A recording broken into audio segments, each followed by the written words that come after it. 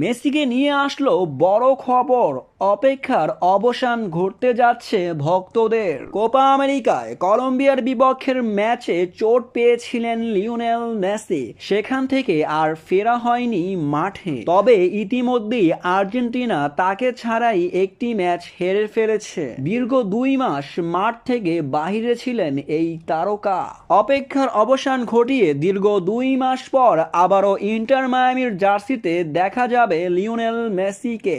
Injury কাটিয়েই দীর্ঘ 2 মাস পর মাঠে ফিরবে এই তারকা। এই তারকাকে দেখা যাবে ইন্টার মায়ামির পরবর্তী ম্যাচের একাদশে, এমনটাই নিশ্চিত করেছে ইন্টার মায়ামির আর্জেন্টাইন কোচ মার্টিনো। কোপা আমেরিকায় ইনজুরির পর মেসিকে নিয়ে শঙ্কা ছিল মেসি কবে ফিরবে মাঠে। মেসির অস্ত্রবড় চোখ দেখে বোঝা যাচ্ছিল দীর্ঘ সময় কাটাতে পারে এই ইনজুরি। তবে লিওনেল মেসি অতি কম সময়ে ফিরে আসছেন মাঠে। তাকে অনুশীলন করতে দেখা গেছে ইন্টার মায়ামির হয়ে। ইন্টার মায়ামির কোচ এমনটাই বলেছেন, তাকে নিয়ে ভিন্ন কৌশল আছে আমাদের। মেসি আমাদের গুরুত্বপূর্ণ খেলোয়াড়, তাকে নিয়ে আমাদের পরিকল্পনা আছে, তাকে অবশ্যই দেখা যাবে পরবর্তী ম্যাচে, এমনটাই জানিয়েছে ইন্টার মায়ামির কোচ।